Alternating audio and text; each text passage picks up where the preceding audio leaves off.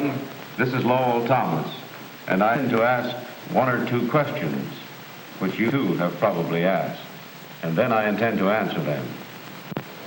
America for 300 years has been the land of promise for the rest of the world, the land of new frontiers, new opportunities for all. Today, the job of building this nation geographically is completed. There are no new frontiers within our borders. So, here are my questions, and yours. To what new horizons can we look now? Where are tomorrow's opportunities? What's ahead in America for you, for your children? It is not a difficult assignment to answer these questions. The frontiers of the future are not on any map. They are in the minds of men and in the test tubes and laboratories of the great industries we have built up here in America. But now, what's ahead of us?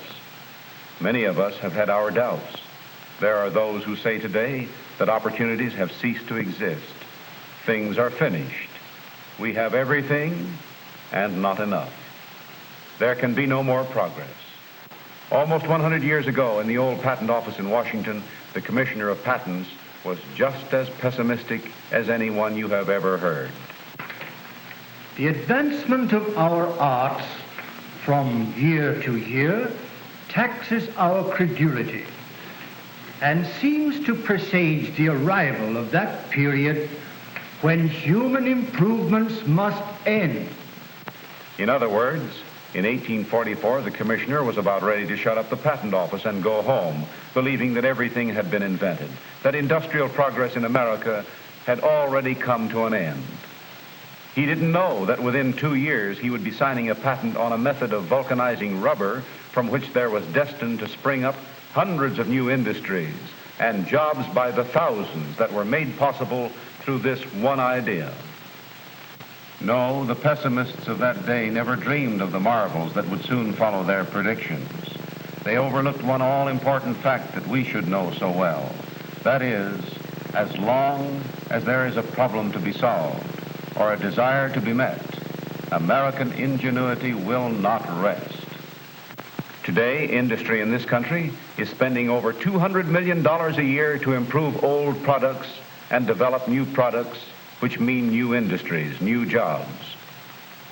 They are working constantly to solve problems and find ways to give us what we want, better things for less money.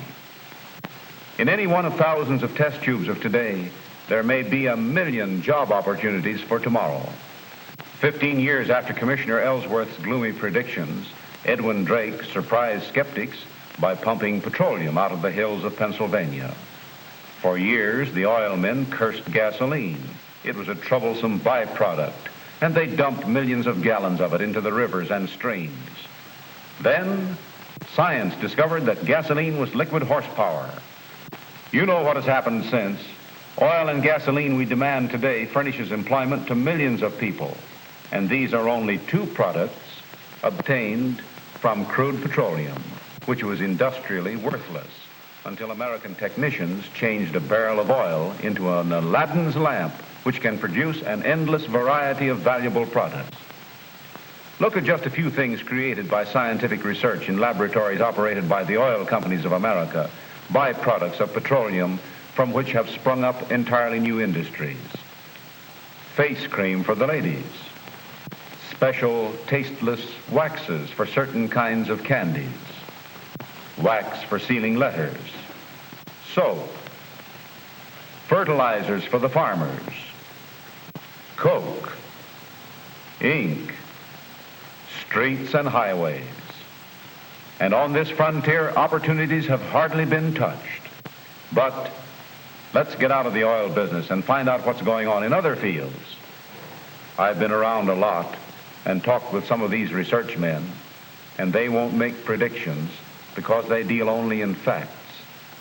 But they're on their way to new ideas, new things that will astonish us when they are announced. For instance, one research man said recently, there is one research that has been going on for a long time to find out why we can see through glass. You say it's transparent, but that's merely an adjective, not a reason.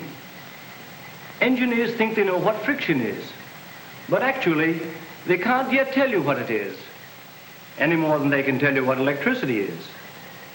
In one big research laboratory, they're trying to find out what makes grass green. And the answer to that question may keep us industrially busy for years. With automobile engines, we've just really started. And the indication is that someday they will give us 300 miles to the gallon. And as for electric lights, well, so many improvements will come that'll make today's lighting look like the tallow candle age. We have discovered how to manufacture rubber from coal, limestone, salt, and water. From a product of cotton, we are spinning a filament finer than that of the silkworm. Out of air, water, and coal, we produce a fertilizer for which Americans formerly had to travel thousands of miles. In coal, we have found the colors of the rainbow and the perfumes of nature's sweetest flowers. Chemistry is creating new and more comfortable homes, giving you finer and yet vastly cheaper motor cars, better clothes, purer food, and sounder health. Today, just one great chemical company is the farmer's biggest single customer. It buys annually 16,500,000 pounds of cotton, the yield from 100,000 acres.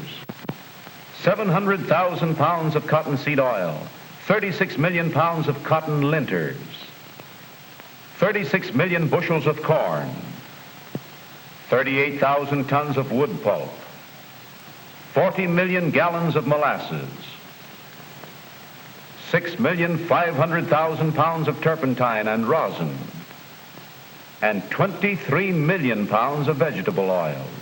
These purchases in the aggregate represent the yield of over 4 million acres of farmlands, which would more than cover the whole state of New Jersey.